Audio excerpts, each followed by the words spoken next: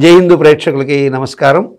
ముందుగా అమ్మవారి యొక్క శుభాశీస్సులు మీకు, అమ్మవారి అనుగ్రహంతో మీ యొక్క తలచిన సకల కార్యములు దిగ్విజయంగా పూర్తి కావాలని మనస్ఫూర్తిగా కోరుకుంటూ, ఈ వారం గ్రహస్థితి 8 రోజులుగా మనం ఆదివారం నుంచి మరి వచ్చే ఆదివారం 21వ తారీఖు నుంచి 28వ తారీఖు వరకు ఉన్నటువంటి గ్రహస్థితిని చూసినట్లయితే మీన రాశిలోని పూర్వభాద్ర నక్షత్రం 4వ పాదం వారికి ఈ వారం భార్యాభర్తల సంబంధ బాంధవ్యాల రీత్యా చిన్నపాటి ఇబ్బందులు ఎదురయ్యే అవకాశాలు ఉంటాయి.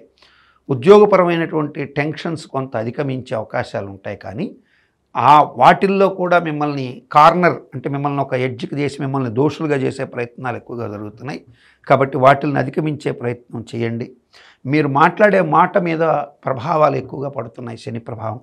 సో మాట మీద ప్రభావం ఎక్కువ పడుతుందంటే మీరు మాట్లాడే మాట వక్రీకరణంగా వెళ్ళే అవకాశాలు ఉంటాయి. కాబట్టి ఈ మాట అవసరమా లేదని 1-2 సార్లు మీరు రీచెక్ చేసుకోవాల్సింది. ఇది అభ్యాసంతో చేయాలి. మన నాలుక మీద ఎంత కంట్రోల్ ఉంటే అంత మంచి జరుగుతుంది అంటారు కదా. కాబట్టి ఆ కంట్రోల్ అనేది మీరు ఈ వారం ఖచ్చితంగా పెట్టుకోవడానికి ట్రై చేయండి. పూర్వభాద్ర వాళ్ళు యోగం పొందే అవకాశాలు ఉంటాయి. ఉత్తరాభాద్ర నక్షత్ర జాతకులు మిత్రుల విషయంలో భేదాభిప్రాయాలు వచ్చే అవకాశాలు ఉన్నాయి. అంటే ఒక మిత్రుడు మిమ్మల్ని రాంగ్ ట్రాక్ పట్టించి మిమ్మల్ని నష్టం చేయడం, సో అతని మాటలిని మీరు అనవసరంగా మీరు కొంత లేని వైరాన్ని తెచ్చుకునే అవకాశాలు ఎక్కువగా ఉంటాయి. కాబట్టి ఈ విషయంలో మీరు జాగ్రత్త పడితే తప్పనిసరిగా మిగతా ధన విషయాల్లో కానీ వీటిల్లో కానీ మీరు సక్సెస్ అయ్యే అవకాశాలు ఎక్కువగా ఉంటాయి. ఉత్తరాభాద్ర నక్షత్ర జాతకులకి. రేవతి నక్షత్ర జాతకులకి కూడా ఈ వారం వాక్ని చాలా జాగ్రత్తగా వాడాలి. ఉత్తరాభాద్ర వారి కంటే కూడా రేవతి వాళ్ళు ఎక్కువగా జాగ్రత్త పడాలి. కారణం ఏంటి?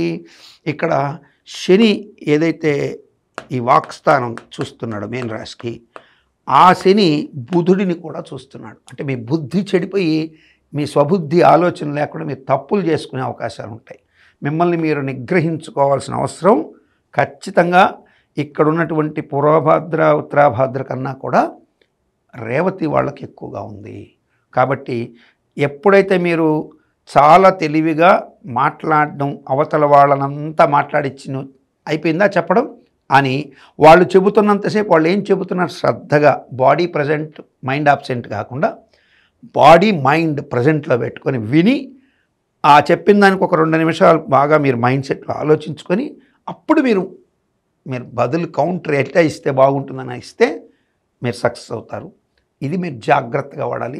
శని వాక్ స్థానాన్ని బుధుడిని చూస్తుంటే బుద్ధిని వాక్కు మీద పెట్టాలని చెప్పి చెప్తుంది మన ధర్మశాస్త్రం. కాబట్టి మీ వాక్కుని మిస్ఫైర్ కాకుండా చూసుకోవాల్సిన అవసరం ఎక్కువగా ఉంటుంది. ధన విషయంలో కూడా అటువంటి విషయాల్లో కూడా తొందరపడి హామీలు ఉండడం, దాన్ని ఏముందని నేను ఇచ్చేస్తానంటుంటారు కొంతమంది రేవతి నక్షత్ర జాతకులు ఉంటే, అదేం పెద్ద ఇష్టం, అదేం కష్టమేం కాదులే అంటారు. కుటుంబపరమైన విషయాల్లో కూడా రేవతి వాళ్ళు మన కుటుంబ సభ్యుడు కదా, అదేముందలే నేను చూసుకుంటానని ఆర్థిక విషయాల్లో ఇటువంటి విషయాల్లో హామీలు ఉండద్దండి. జాగ్రత్త పడండి. విష్ణు సహస్రనామం పారాయణ చేస్తే బుద్ధి వికసిస్తుంది. సరస్వతీదేవిని ప్రార్థించండి, మంచి శుభం జరుగుతుంది. తప్పకుండా శుభాన్ని పొందే అవకాశాలు ఉంటాయి. నమస్తే.